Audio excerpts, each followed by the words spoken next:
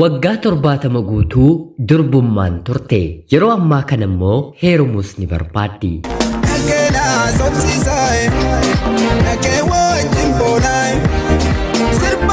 Yuyyaa ashama akkam jirtu kabajamtootaaf hordoftoota qophii Oromiyaa 24 nagaaf jaalalli tokkummaan bakka jirtan hundaatti hunda keessaniif yaa ta'u jechaa guyyaa har'aas wanta nama ajaa'ibu tokko as biyya Koongootii dhageenye isiniif qabadheen dhiyaadheeraatii hanga xumura qophii kanaatti laayikii fi sheer gochuun akkanumallee namoonni chaanalii keenyaaf haaraa taatan sabskiraayib gochuun maatii keenya ta'a. Bilbilli amma isinitti bilbilamee kan isin rakkisee hojiirraa isin kaachisu yoo ta'e bilbila barbaaddani malee kaasuuf immoo fedhiin qabdani yoo ta'e bakka bilbilli keessan jiru kiisii yookiin immoo korojoo keessan keessa harka keessan otoo hin galchiin maqaa nama isiniif bilbilee abaluudha jedhee jalqabumaa kan isinitti himu lakkoofsi isiniif bilbilame immoo haaraadha yoo ta'e maqaa nama sanaa isa sirrii kan isinitti himu appilikeeshiniin ajaa'ibaa liinkiin isaa komentii viidiyoo kanaa kan jalqabaa jala jira. Liinkii sana tuquun daawunlood godhattanii itti fayyadamuu dandeessu. Kallachumaan gara seenaa guyyaa irraatti kan isin dabarsu ani Gammachiis Tashoomeeti.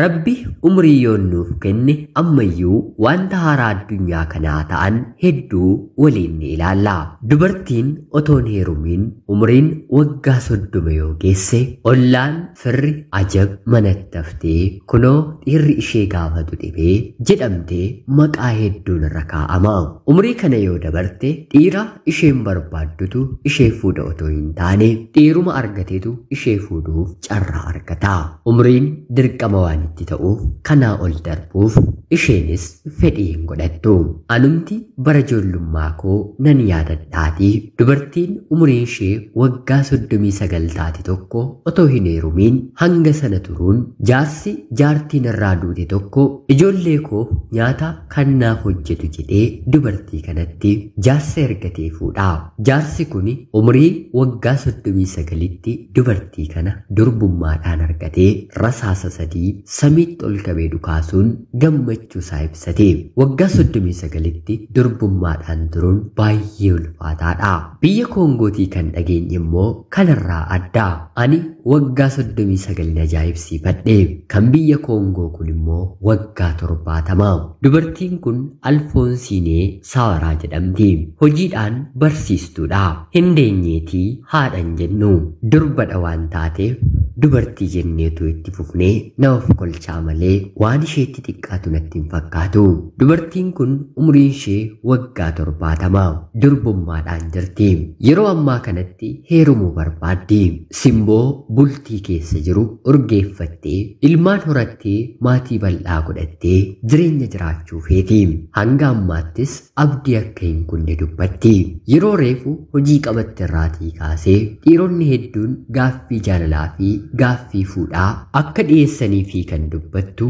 haa ta'uutii garuu ijoollee obbolaa ishee guddisuu dursa waan itti kenniteef hanga isaan baratanii eebbifamanitti hin heerumu jettee waan murteessiteef kan ishee gaafatan hunda akka diddee dubartiin kun ni haasofti. Yeroo ammaa kanatti kan isheen barbaaddu dargaggeessa harka ishee keessa qabatee wookii magaala keessa naanna'ee kaaffee waan isheen barbaaddu affeeree fi naannessee akka dubartoota kaanii gara manaatti ishee galchuudha. Akka saayinsiin dubbatutti dubartiin waggaa 45 yookiin immoo waggaa 50 booda ilmaan horachuu akka hin dandeenyedha. Manguddoon umrii waggaa 70 kun immoo waggaa 50 miti waggaa 70 qabataniiru. Umrii kanarratti dhiiraafuu dhala argachuun itti ulfaachuu ni danda'a. Haa ta'uutii garuu kan dheeraa al takka raajii kan namatti ta'u umrii waggaa 20 illee dhala yeroo inni godhachuu danda'u ni jira.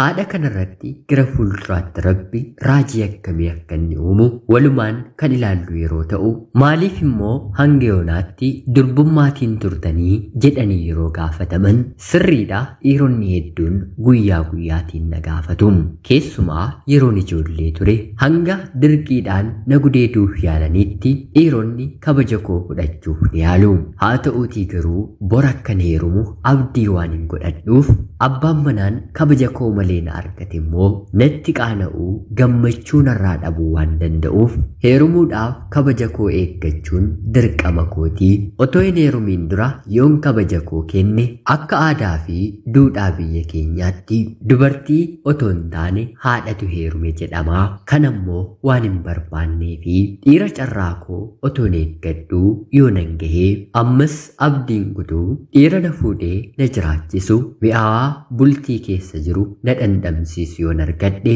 oolee otoon buliin nan heerumaa jettee dubartiin kun haasofti baay'ee kan nama ajaa'ibudha mitiire dubartiin biyya keenyaa waggaa 24 otoo hin heerumin yoo dabarteeyyuu kanaan booddee dhiirri ishee barbaadu waan jiru isheettiin fakkaatu sodaa kana jalaa ba'uuf immoo dhiira jaallatturraa daa'ima godhattee jireenya ishee gadi deebisuun jiraachuuf heeti haa ta'uutii garuu dubartii manguddoon kun hanga umrii waggaa 70tti dhiira ishee fuudhu argachuuf abdii hin kutanne har'as taanaan boru dhiirri na fuudhu dhufee jennaan ittiin heeruma jetti manguddoon kun sanuu dhiirumti waan argameef miti filattee kan isheetiif ta'u gara isheetti yoo dhufedha dubbii kana gara dubartii biyya keenyaatti otoo geechine waggaa 30 guunnaan dhiira filachuu miti jaarsi dulloomaanuu deemee yoo ishee gaafate bira hin dabartu abdii kutatti waggaa 20 waggaa 22tti qabeenyi horattee dhabde waan umrii ishee guutuu hojjechuu dhama'uu hin dandeenye duwwaatti haftee dachee kanarra kan jiraattu itti fakkaata kana qofaayyuu miti jaalalleen isaanii waggaa 20-22tti dhiisee dubartii gara biraa yeroo qabatu abdii kutanii lubbuu isaaniillee kan balleessan tokko lama miti maalis haa ta'u dubartii yookiin immoo manguddoo kanarraatii wanti nuti hin eegne kan nama bohaarsan jiranis hedduuf garuu barnoota kenniti umrii ishee guutuu ijoollee obbolaa ishee guddisuuf kan dabarsite yeroo ta'u amma immoo gara jireenya isheetti yeroo deebitu umriin ishee baay'ee deemeera ammallee hojii ishee hojjetachaa jirti abdii kutannaa kan jedhamu isheerraa dhagahamaa hin jiru akkanas jechuu otoo hin taane umrii kam keessa yoo taate dubartiin dhimma kanarratti abdii kutachuu hin qabdu isheerraa kan eegamu of eeguu of qabuu dhiirri isheen barbaaddu akka ishee bira dhufuuf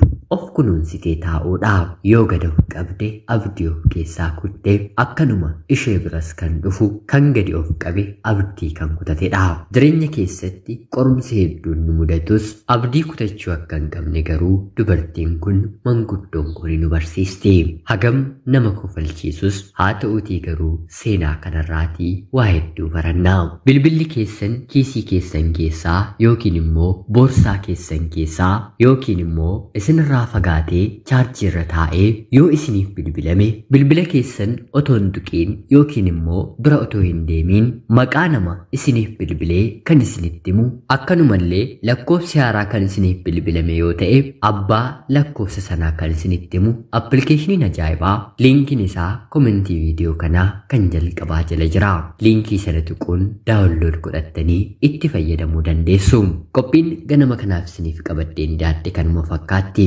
hanga yoonaatti yeroo keessan naaf kennitanii dhaggeeffachaa turuu keessaniitiif guddaa galatoomaa jechaa laayik sheerii fi sabskraayib gochuun akka na deeggartanillee kabajaan isin gaafachaa qophii gara biraatiin hanga walitti deebinutti bakka jirtan maraan turtii gaarii